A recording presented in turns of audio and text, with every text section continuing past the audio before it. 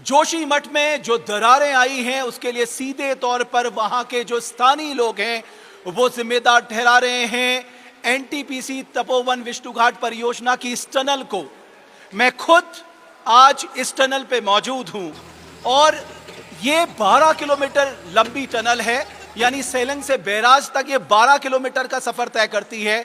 बताया गया है कि 9 किलोमीटर की सुरंग अब तक बनकर तैयार हो गई है और 2024 में इस 520 मेगावाट प्रोजेक्ट को कमीशन होना है। इसकी 2004-05 में इसकी लैंड एक्विजिशन हुआ था और उसके बाद 2007-08 से इसमें काम शुरू हुआ था। अब कल जो एनटीपीसी है उसने अपनी ओर से यह स्पष्टीकरण जारी किया है कि साहब जो ये दरारें आई है इसका इस पावर प्रोजेक्ट से कोई लेना देना नहीं है। हम इस पावर प्रोजेक्ट में पिछले कई सालों से काम कर रहे हैं और ये जो अभी कुछ सालों से दरारें देखी गई हैं इसके लिए एनटीपीसी को जिम्मेदार ना ठहराया जाए। दूसरा उन्होंने कहा है कि हम इस सुरंग को बनाने के लिए ब्लास्टिंग का इस्तेमाल नहीं कर रहे हैं बल्कि हम टनल बोरिंग मशीन का काम कर रही है, एनटीपीसी ने कहा है। लेकिन स्थानीय लोग पूरे यकीन से कह रहे हैं कि साहब ये जितनी भी मानव निर्मित आपदा दिख रही है इसकी वजह जो है ये सुरंग है। बहरहाल अब ये देश के वैज्ञानिकों को तय करना है कि साहब जो दरारें आई है उसका मुख्य कारण क्या है, क्योंकि एनटीपीसी कहता है कि साहब ये 1.1 किलोमीटर नीचे है, 1.5 किलोमीटर जोशीमठ से दूर है, इसका कोई लेना देना नहीं है।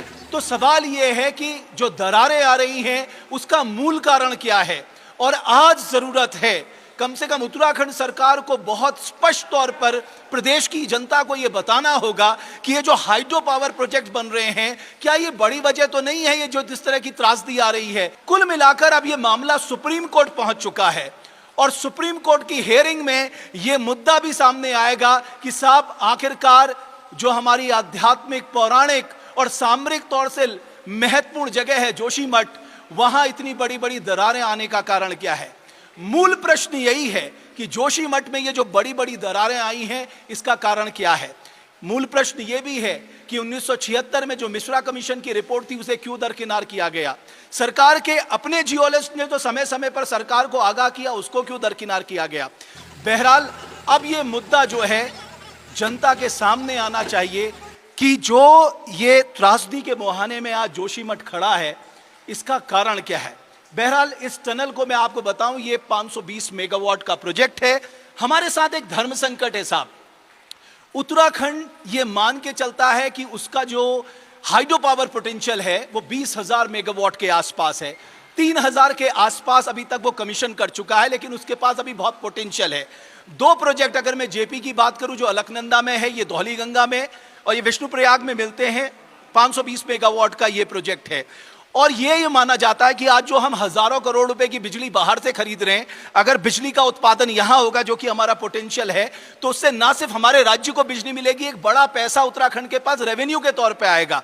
तो ये धर्म संकट है। एक तरफ हमारी आर्थिकी है, दूसरी तरफ हमारा पर्यावरण है और तीसरी तरफ उत्तराखंड के लोग हैं जो आज उस त्रासदी की, सबसे भयंकर त्रासदी की मार झेल रहे हैं। 600 परिवारों को अपना घर छोड़ना पड़ेगा, उनका पुनर्वास कैसे होगा, ये सारे मसले हैं। लेकिन असली कारण का पता जरूर लगाना चाहिए और देवभूमि डायलॉग भी यही कहता है, कारण जो भी हो लेकिन ये मानव निर्मित आपदा किसी बड़ी त्रासदी का रूप ना ले, इससे पहले हमें सही जवाबों को तलाशना होगा कि ये जो दरारें आई हैं इसका मुख्य कारण क्या है।